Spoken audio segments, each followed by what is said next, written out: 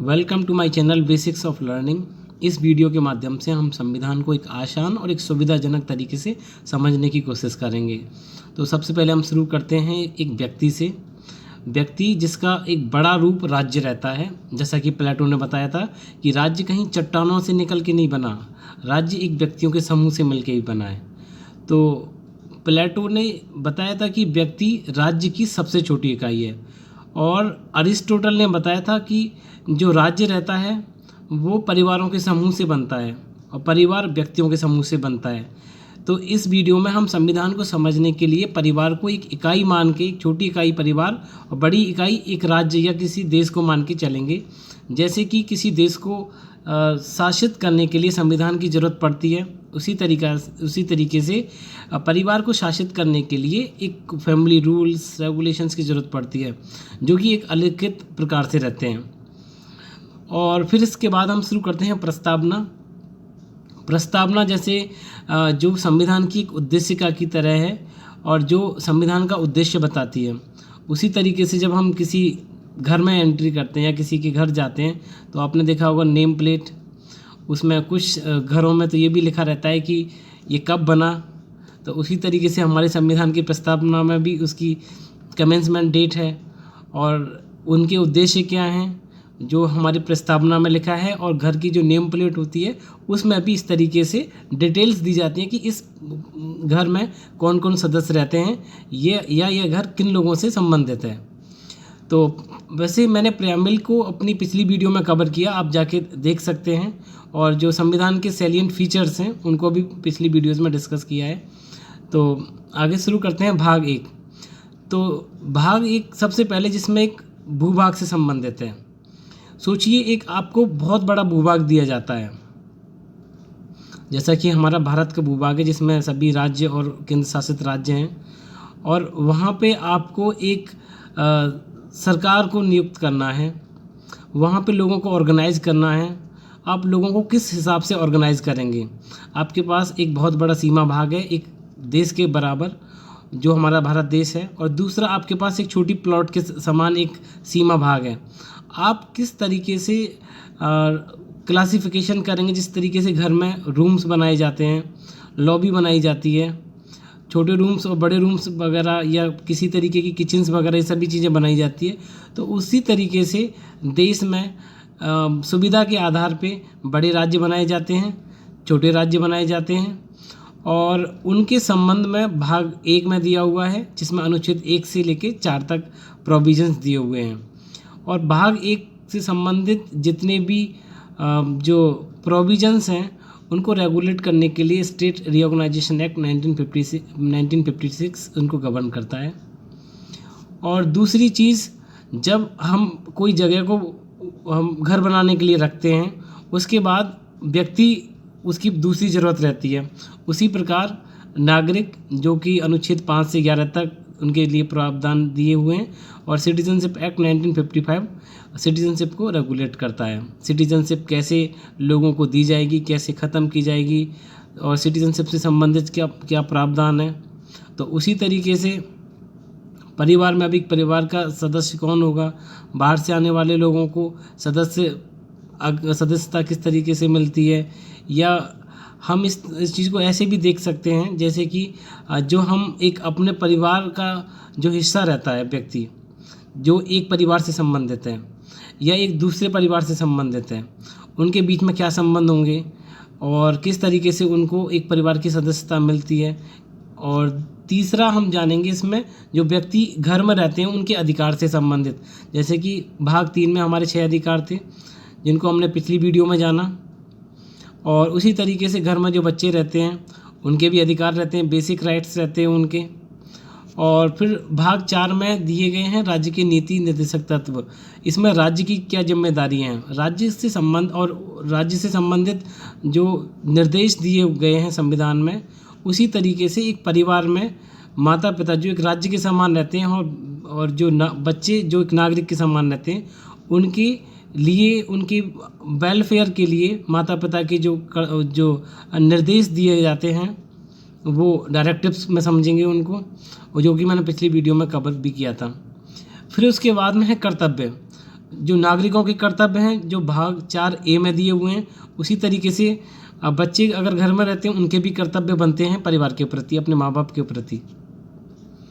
फिर उसके बाद आता है भाग 5, जिसमें यूनियन के लिए दिया गया है। मान के चलिए एक बड़ा हिस्सा है, एक बड़ा परिवार है। अगर परिवार की संख्या ज़्यादा बढ़ती है तो हम उसको डिवाइड करने लग जाते हैं कि फर्स्ट जनरेशन, सेकंड जनरेशन। तो सबसे ज़्यादा ज़रूरी चीज़ समझने के लिए यहाँ पे ये है कि हमारा एक केंद्र, फिर राज्य, और तीसरा जो भारत में स्पेशल है जो लोकल गवर्नेंस है। इसमें सबसे पहले केंद्र में हमने समझा कि एक कानून बनाने वाली संस्था, जिसको हमने विधायिका के नाम से समझा, और फिर कार्यपालिका जो उन कानूनों को लागू करने के लिए होती है, फिर एक न्यायपालिका जो न्याय से संबंधित किसी भी अधिकार का अगर उल्लंघन होता है तो उसके संरक्षण के लिए। उसी तरीके से हमारे परिवार में भी ये जो डिविज़न्स किए गए हैं वो डिविज़न्स भी एग्जिस्ट करते हैं, लेकिन उनका थोड़ा नेचर अलग रहता है। जैसे कि भाग 5 में 5 चैप्टर्स दिए हुए हैं। पहले चैप्टर्स में जिसमें एग्जीक्यूटिव के बारे में बताया है, जो कार्यपालिका है, कार्य को लागू करने के संदर्भ में। दूसरे भाग में पार्लियामेंट को डिफाइन किया है जो एक लॉ मेकिंग बॉडी है। तीसरे भाग में जो प्रेसिडेंट की जो पावर हैं कानून बनाने की, अगर किसी कंडीशन में पार्लियामेंट लॉ नहीं बना पाए या वो सेशन में ना हो और ऐसी कोई अर्जेंसी हो जिसमें कानून की ज़रूरत हो, तो प्रेसिडेंट के पास जो एक्स्ट्रा ऑर्डिनरी लीगल पावर दी जाती हैं उनको लॉ मेकिंग के लिए। भाग 4 में जुडिशरी से संबंधित, भाग 5 में CAG से संबंधित जो कंट्रोलर एंड ऑडिट जनरल, महाभिलेखा से संबंधित। अब उसी तरीके से हर घर में हम देखते हैं कि एक निर्णय लेने की जो पावर होती है वो या तो महिला में या पुरुष में, जिसमें भी वो दी जाती है, किसी भी व्यक्ति में, या फिर किसी तरीके से उस फैसले को लागू करने के लिए भी, इन्फोर्स करने के लिए भी लोगों को इस तरीके से फिक्स किया जाता है रेस्पॉन्सिबिलिटी के साथ। तो उसको एक संदर्भ में, तो अलग संदर्भ में देखा जा सकता है, लेकिन मेनली ये डिवीज़न एग्जिस्ट करते हैं। ये अगर हम केंद्र और राज्य को लें तो हम ऐसे ले सकते हैं कि जो फर्स्ट जनरेशन होती है वो केंद्र, सेकंड जनरेशन होती है वो राज्य की तरह, और थर्ड जनरेशन होती है उसको लोकल की तरह हम देख सकते हैं यहाँ पर। दूसरा भाग 6 में जहाँ पे अनुच्छेद 152 से लेकर 237 तक दिए हुए हैं, जिसमें ये सेम चीज़ हैं, चैप्टर 1 से लेकर 6 तक, और इसमें भी एग्जीक्यूटिव, लेजिस्लेचर और हाई कोर्ट से संबंधित और सबऑर्डिनेट से संबंधित। आप समझिए कि आपको एक बड़ा भूभाग दिया गया है, और भूभाग के बाद एक नागरिक भी दिए गए हैं, जनसंख्या का एक भाग दिया गया है। आपको उन लोगों को ऑर्गेनाइज करना है। सोचिए आप टाउन प्लानिंग किस तरीके से करेंगे, और उन लोगों के अंदर विविधता है, विविधता जाति के आधार पे, धर्म के आधार पे, नस्ल के आधार पे, लिंग के आधार पे, कई आधार पे विविधता है। जब एक जगह आपको एक समान चीज़ें दी जाती हैं तो उनको कैटेगराइज करना आसान रहता है, उनको रखना आसान रहता है। लेकिन जहाँ पे आपको एक डिफरेंस, एक डाइवर्सिटी दे दी जाती है, विविध लोग दे दिए जाते हैं, तो उनके बीच में सामंजस्य बनाए रखना, एक सोशल हार्मनी बनाए रखना एक चैलेंज बन जाता है। तो उसी तरीके से भारत, जहाँ पे सभी काफ़ी धर्म भी एग्जिस्ट करते हैं, काफ़ी जाति के लोग भी रहते हैं, कई भाषाओं के लोग भी रहते हैं, कई विचारधाराओं के लोग भी रहते हैं, तो इन सभी के बीच में एक आपसी सामंजस्य बनाने के लिए फिर रहता है कि इनके लिए किस तरीके की सरकार चुननी चाहिए। एक लोकतांत्रिक सरकार होनी चाहिए या फिर राजाशाही सरकार होनी चाहिए, किस तरीके का शासन व्यवस्था को आप पसंद करेंगे। अगर आपको कानून बनाने के लिए या संविधान बनाने के लिए रखा जाए और लोगों को ऑर्गेनाइज करने के लिए रखा जाए, आप किस तरीके से भूभाग को वर्गीकरण करेंगे, किस आधार पर लोगों की जो उसको नागरिकता को बताएंगे कि ये नागरिक होंगे, ये नागरिक नहीं होंगे, इनके क्या अधिकार रहेंगे, क्या राज्य के कर्तव्य होंगे, क्या नागरिकों के राज्य के प्रति कर्तव्य रहेंगे, और कानून बनाने से संबंधित आप किसको इतनी पावर देना चाहेंगे, किस तरीके की शासन व्यवस्था आप पसंद करेंगे, आप शासक को निरंकुश तो नहीं बनाएंगे, आप लोगों की क्या भागीदारी रखेंगे एक सरकार को चुनने के लिए। तो ये सभी चीज़ों को आप देखोगे जो हमारे संविधान की प्रस्तावना में जो दिया हुआ है, रिपब्लिक से संबंधित, डेमोक्रेसी से संबंधित, सेक्युलर से संबंधित, तो सोवरियन से संबंधित। तो ये सब चीज़ें बताती हैं कि जो संविधान निर्माता की जो सोच थी, जो उनका बौद्धिक स्तर था, ये उनको दर्शाता है कि उन्होंने उस समय इस विविधता को ध्यान में रख के जो इतनी जटिलताओं से भरी हुई जो हमारी समस्याएं थीं, उनको एक आसान तरीके से संविधान में एक अच्छी फ्रेमवर्क के साथ गाइड किया, जो आज भी लोग जिसको मानते हैं। तो इसके बाद हम शुरू करते हैं पार्ट 7, जिसको रिपील कर दिया गया, और इसमें लिखा है कि the states in part B of first schedule. इसको शेड्यूल्स को हम बाद में इसी वीडियो में आगे डिस्कस करेंगे। पार्ट 8 में यूनियन टेरिटरी से संबंधित जो केंद्र शासित राज्य होते हैं, जो छोटी जगह के लिए, जहाँ की जनसंख्या कम रहती है। पार्ट 9 जिसमें पंचायत से संबंधित है। 9A इसमें म्यूनिसिपैलिटीज़, नगर पालिकाओं से संबंधित, जहाँ इनको बांटने का एक आधार ये रहता है कि जो लोकतांत्रिक व्यवस्था है उसको व्यक्तियों तक पहुँचाया जाए, कि वो सीधा निर्णय लेने वाली जो उनकी डेमोक्रेसी में एक प्रोसेस होती है, उसमें सीधा पार्टिसिपेट करें, जो grass root level democracy develop करें। फिर तीसरा कोऑपरेटिव, जिसको 97th कॉन्स्टिट्यूशनल अमेंडमेंट द्वारा जोड़ा गया, जिसके बारे में हमने फंडामेंटल राइट्स में भी पढ़ा और directive principle of state policy में भी डील किया। फिर इसके बाद आता है पार्ट 10, जिसमें अनुच्छेद 244 से 244A तक है, जिसमें शेड्यूल्ड और ट्राइबल एरिया से संबंधित है। इसको हम शेड्यूल्स में भी डिस्कस करेंगे। पार्ट 11 इसमें रिलेशन से संबंधित है, केंद्र और राज्य के बीच में किस तरीके से संबंधित होंगे, एक लॉ से संबंधित लेजिस्लेटिव रिलेशंस और एक प्रशासनिक संबंध। पार्ट 12 में इसमें फाइनेंस से संबंधित, प्रॉपर्टी से, कॉन्ट्रैक्ट और सूट से संबंधित। पार्ट 13 इसमें व्यापार से, कॉमर्स और intercourse with in the territory, और जो विभिन्न देशों, विभिन्न राज्यों के बीच में आपसी में जो व्यापार होगा उससे संबंधित। आप समझिए कि आप किस तरीके से रेगुलेट करेंगे कि अगर पूरे देश में जो भी आप राज्य बनाते हैं, केंद्र शासित राज्य बनाते हैं, उनके बीच में व्यापार कैसा होगा, उनके बीच में कॉन्ट्रैक्ट से संबंधित क्या लॉज बनाएंगे, किस तरीके से उनको रेगुलेट करेंगे उस कंडक्ट को आप, और उनके बीच में क्या रिलेशन हो गया। और एक राज्य का दूसरे राज्य के प्रति अगर किसी तरीके का डिस्प्यूट होता है तो वो कौन किस तरीके का न्यायालय उसको सुलझाएगा, क्या हाई कोर्ट सुलझाएगा या सुप्रीम कोर्ट सुलझाएगा। अगर हाई कोर्ट क्यों नहीं सुलझाएगा, क्यों वो पावर अगर दो राज्यों के बीच में वो सुप्रीम कोर्ट को क्यों दी जाती हैं।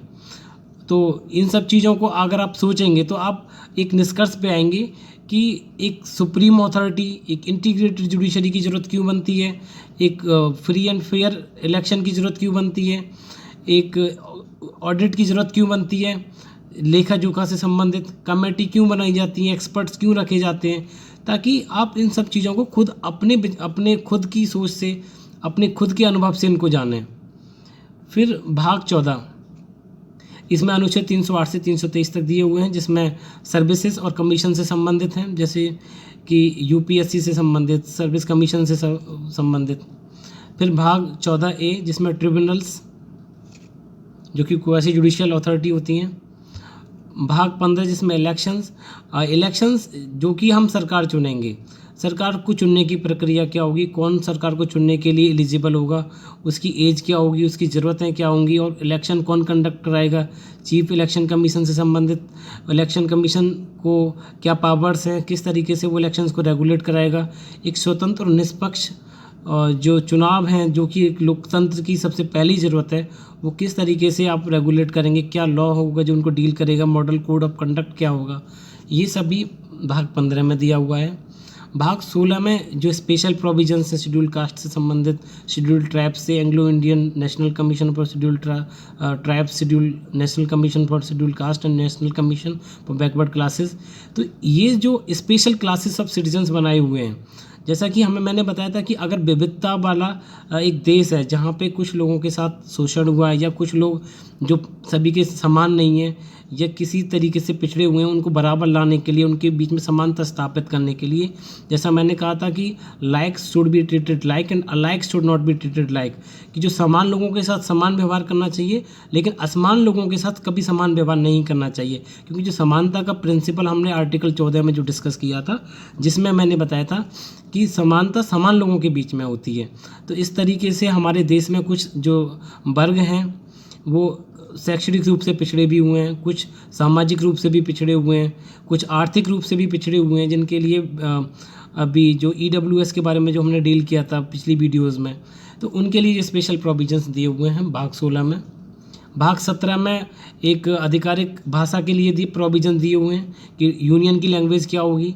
अगर, क्योंकि मैंने बताया कि भाषा के आधार पर विविधता है, तो अन्य राज्य जिनकी भाषा अलग है उनके संबंध में क्या प्रोविजंस रखे जाएंगे, और एक ही राज्य जिसमें कई भाषा जानने वाले लोग रहते हैं, क्या अगर एक राज्य जिसमें 60% लोग हिंदी बोलने वाले हैं और 20% लोग उसमें तमिल बोलने वाले हैं, 10% लोग अन्य भाषा और बाकी के 10% अन्य भाषाएं, तो इसमें क्या एक जो मेजॉरिटी ऑफ पीपल जिस भाषा को बोलते हैं, क्या उसको इम्पोज करना चाहिए, क्या माइनॉरिटी के इंटरेस्ट को रखना चाहिए या नहीं रखना चाहिए, और इसमें क्या डायरेक्टिव स्टेट के लिए दिए हुए हैं, इनको डिस्कस इस पार्ट में किया गया है।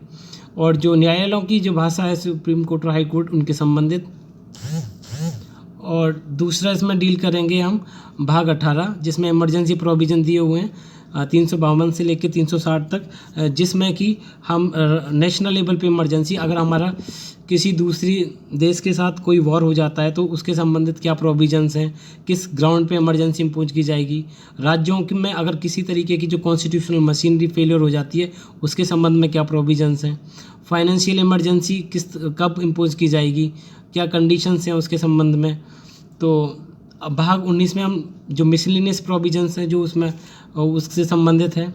भाग 20 में अमेंडमेंट्स जो पिछली वीडियो में डिस्कस किया, अगर जो भी कानून बनाया गया है, अगर समाज उसकी ज़रूरतें बदल गई हैं, लोगों की महत्वाकांक्षा बदल गई हैं, उनके हिसाब से समाज कानून को उनके अनुरूप बनाने के लिए अमेंडमेंट का प्रोसीजर दिया हुआ है। भाग 21 में कुछ प्रोविजंस जो टेम्पररी और ट्रांजिशनल नेचर के हैं। भाग 22 में उनके नेम, कॉन्स्टिट्यूशन का नेम, उनका कमेंसमेंट डेट, ये सभी चीज़ दी हुई हैं। फिर इसके बाद इसके 12 शेड्यूल्स दिए हुए हैं। पहले शेड्यूल्स में राज्यों के नाम और भूभागों के नाम, दूसरे शेड्यूल में जो सैलरीज होगी प्रेसिडेंट, गवर्नर, चीफ जस्टिस, जजेस of supreme court and high court. Third schedule में ओथ और अफर्मेशन से संबंधित जो भी लोग ओथ वगैरह से या अफर्मेशन से रिलेटेड जब भी किसी अथॉरिटी, किसी भी पब्लिक अथॉरिटी जो भी किसी भी पद को हासिल करेंगे, तब उस समय ओथ कब ली जाती है, जब आप ईश्वर में आस्था रखते हैं। अफर्मेशन जब आप सेल्फ कंसेंस के लिए बिलीव करते हैं। फिफ्थ जो फोर्थ शेड्यूल है उसमें राज्यसभा में सीट्स का एलोकेशन। फिफ्थ शेड्यूल में जो शेड्यूल्ड एरियाज़ और ट्राइबल एरियाज़ में उनकी एडमिनिस्ट्रेशन और कंट्रोल से संबंधित। सिक्स शेड्यूल में कुछ जो ट्राइबल्स एरियाज़ हैं, असम, मेघालय, त्रिपुरा, मिजोरम, अरुणाचल प्रदेश, उनसे संबंधित। सेवन्थ शेड्यूल में जो कानून बनाने की शक्तियां हैं केंद्र की, राज्य की और दोनों की मिलके, उनके संबंध में प्रोविज़न। एट्थ शेड्यूल में भाषाओं से संबंधित 22 भाषाएं। नाइन्थ शेड्यूल में जो कानून जिसका जुडिशियल रिव्यू नहीं किया जा सकता उनसे संबंधित। 10th शेड्यूल में एंटी डिफेक्शन, अगर कोई भी आप MP चुन के भेजते हैं या कोई भी अपने रिप्रेजेंटेटिव भेजते हैं चुन के, अगर वो अपनी पार्टी को डिफेक्ट कर देता, दूसरी पार्टी में चला जाता, तो उससे संबंधित प्रोविजंस, उसके लिए एक्ट भी है, एंटी डिफेक्शन एक्ट 1985। फिर इसमें 11th शेड्यूल जो कि अमेंडमेंट जो 73rd और 74th हुआ, जिसके बाद 11th और 12th शेड्यूल्स को ऐड किया गया था, जो पंचायत और म्यूनिसिपैलिटी से संबंधित हैं। अब तक जो अमेंडमेंट हैं, ज़रूरी अमेंडमेंट मैंने पिछली वीडियोस में डिस्कस किए, अब तक 104 अमेंडमेंट हुए। 104 जो सबसे लैंडमार्क जजमेंट्स हैं, जो अमेंडमेंट्स हैं, वो 24, 25 और 42, 44 और 86, 99 जो NJC से संबंधित था, 100 जो लैंड बाउंड्री एग्रीमेंट से संबंधित था, 101 जो GS3 से संबंधित था, और 102 जो कि national commission for backward caste classes से संबंधित था, 103 जिसमें कि EWS के रिजर्वेशन से संबंधित था, 104 जो कि उससे जो लेजिस्लेटिव असेंबली में जो रिजर्वेशन दिया था उससे संबंधित था। तो इसी तरीके से एक देश को समझने के लिए, एक परिवार को समझना बहुत ज़्यादा ज़रूरी है, क्योंकि जब भी हम एक तुलनात्मक तरीके से हम अगर उस जगह होते, कानून बनाने वाली अथॉरिटी हम होते, तो हम किस तरीके से शक्तियाँ निर्धारण करते, किसको कितनी पावर देते, ये सब चीज़ें जानना ज़्यादा ज़रूरी है, ताकि हम संविधान के प्रोविजंस को याद करने की बजाय खुद की सोच के अनुसार उसको सोचने लगें कि भाग 1 जिसमें भूभाग से संबंधित, 2 जिसमें नागरिकता से संबंधित, 3 जिसमें अधिकार से संबंधित, 4 जिसमें राज्य के नीति निर्देशक तत्व, 4A जिसमें ड्यूटीज़ हैं, 5 जिसमें एग्जीक्यूटिव्स हैं, फिर 6वां जिसमें स्टेट एग्जीक्यूटिव्स हैं, 7वां जिसको रिपील किया गया था। तो इस तरीके से हम पूरे संविधान को हम एक तरीके से ऑर्गेनाइज करके, एक परिवार से तुलना करके, एक जॉइंट फैमिली सिस्टम से तुलना करके कि घर में कोई ज़रूरी फैसले होते हैं, जैसे कि हमारे यहाँ केंद्र ज़्यादा मजबूत है, तो हमारे यहाँ क्या होता है जबकि जो 2 जनरेशन रहती हैं कि जो हम अगर ग्रैंडफादर रहते हैं तो हम अपने ग्रैंडफादर से पूछते हैं कि आप घर से संबंधित जो भी फैसला होता है ज़रूरी वो लेते हैं, उसके बाद कुछ पावर वो डेलीगेट कर देते हैं अपने बच्चों के लिए, और जो लोकल के लिए देखा जाए वो ग्रैंड चिल्ड्रंस के लिए हम कुछ पावर्स को बच्चों के लिए छोड़ देते हैं जो कम ज़रूरी रहती है, जो सिर्फ बच्चों के ही संबंध में रहती है। ऐसी तरीके से तो लोकल्स को जो उतनी पावर दी गई है जो लोकल का जो बेसिक एडमिनिस्ट्रेशन से रिलेटेड है। तो इस तरीके से हमें लोकतांत्रिक मूल्यों को भी जानना चाहिए कि लोकतंत्र की क्या अहमियत है, अधिकारों के संबंधित जो प्रोविजंस दिए हुए हैं, और जो हमारी जो शासन व्यवस्था चुनी गई है वो सबसे बेस्ट मानी जाती है लोकतांत्रिक व्यवस्था। और इस वीडियो में अगर आपको एक कॉन्स्टिट्यूशन का ये ओवरव्यू समझ लगा तो, और अगर आप कोई सुझाव देना चाहते हैं तो कमेंट सेक्शन में मुझे बताइए, और आपको अच्छा लगा तो इसको लाइक करना, share and subscribe. Thank you.